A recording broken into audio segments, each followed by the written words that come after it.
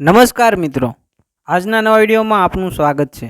આજે આપણે વાત કરવાના છીએ એક સત્ય ઘટના, માંગડાવાળો અને બારવટિયા। બે બારવટિયા ઘોડેસવાર બનીને ગીરમાં ચાલ્યા જાય છે। દિવસ આથમી ગયો છે ને અંધારા ઘેરાઈ રહ્યા છે। એ વિકરાળ ઝાડીમાં કોઈ માનવી કે કાળો કાગડો દેખાતા નથી। જુવાનો ભૂખથી ને મુસાફરીથી થાકીને લોથપોથ થઈ ગયા છે। ઘાટા જંગલમાં રસ્તાની એક બાજુએથી માંદણામાં એટલે કે કાદવના ખાડામાં બેઠેલી એક ભેંસ ઊભી થઈ અને ચાલવા લાગી। જુવાનો જોઈ રહ્યા કે અહીં ભેંસ ક્યાંથી। વેજો બોલ્યો કે ભાઈ, આજ તો આ ભેંસને દૂધે જ વાળું કરવું છે। બહુ સારું।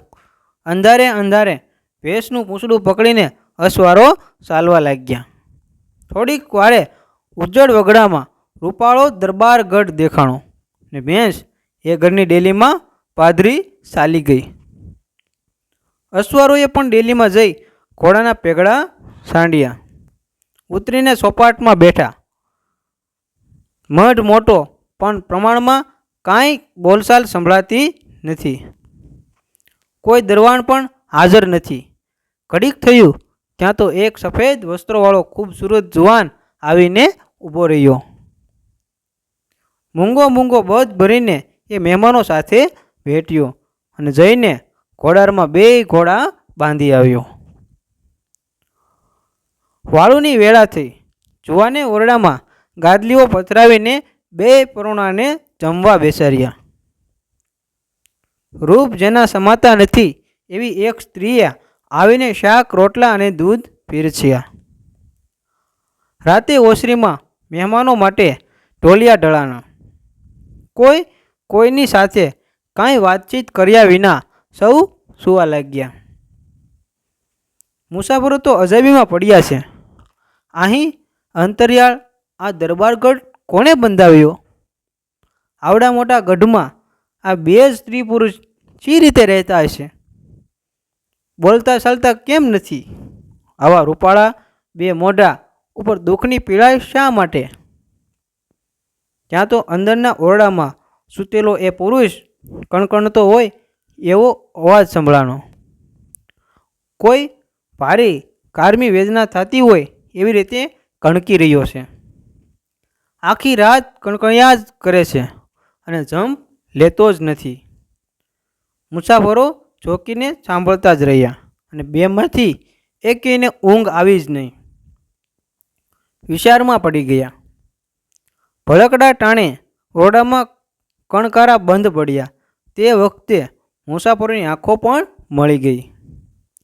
સવારે તડકામાં સારી પેઠે સડી ગયા ત્યારે મુસાફરોની આગ ઉઘડી અને નજર કરે તો ન મળે દરબારગઢ કે ન મળે ઢોલિયા। બે જણા ધરતી ઉપર પડેલા ને બે ઘોડા બોરડીના ઝાડા સાથે બાંધેલા। માથે વડલો છે અને પડખે ઊંચી ભેખડો વચ્ચે ધોળે દિવસે બીવરાવે એવી અવાજ કરતી ધાતરવડી નદી ચાલી જાય છે। તાજુબ થઈને બે બારવટિયા ચાલી તો નીકળ્યા છે, પણ એના કલેજા પણ થડક થડક થાય છે। પણ સાંજ પડી ત્યાં બેમાંથી વેજો બોલ્યો, ભાઈ, એ ગમે તે હોય પણ આપણે એનો રોટલો ખાધો ને હવે શું એનું દુઃખ મટાડી વિના ભાગી જશું? સાચું ન જવાય। આજ પહોંચીને પત્તો મેળવીએ જ। રાત પડતા પાછા એ જ ઠેકાણે જઈ બંને ભાઈઓ ઊભા રહ્યા અને એ જ દરબારગઢ, એ જ ચોપાટ અને એ જ જુવાન અને એ જ રાંધીને પીરસનારી રંભા, એની એ જ પથારી વાળું કરીને ઊભા થયા। એટલે બે મુસાફરો એ જુવાનની આડા ફરીને ઊભા રહ્યા।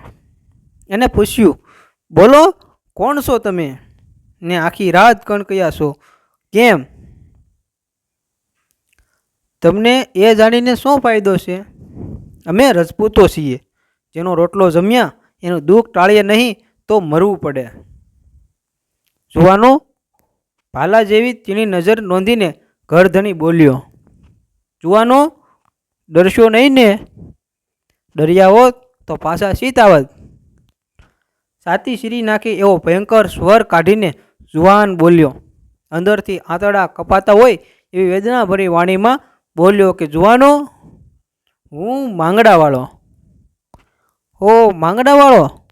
મુસાફરોના મોંમાંથી ચીસ નીકળી ગઈ.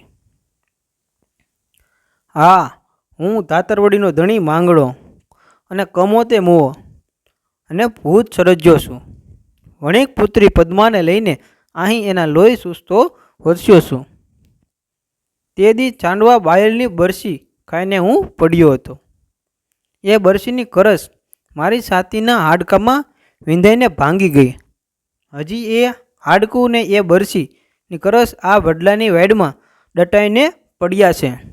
એ બરસીની કરસ મારી છાતીમાં દિવસ ને રાત ખટકે છે. તેથી કણકું છું ભાઈ. એનો ઈલાજ શો? તમારાથી બને તો તમે હાડકું ગોતીને બરસીની કરસ કાઢો ને મારા હાડકા દામાકુંડમાં પહોંચતા કરો. નીકર આ વાસના દેહ ટકશે ત્યાં સુધી હું એ ખટકા ખમ્યા જ કરીશ.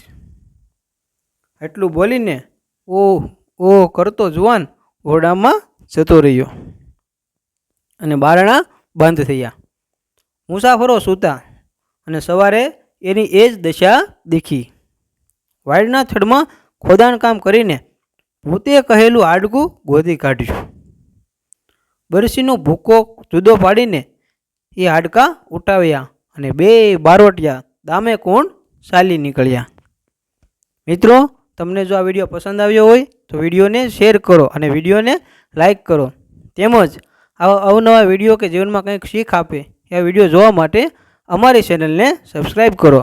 આપનો ખૂબ ખૂબ આભાર. જય શ્રી કૃષ્ણ.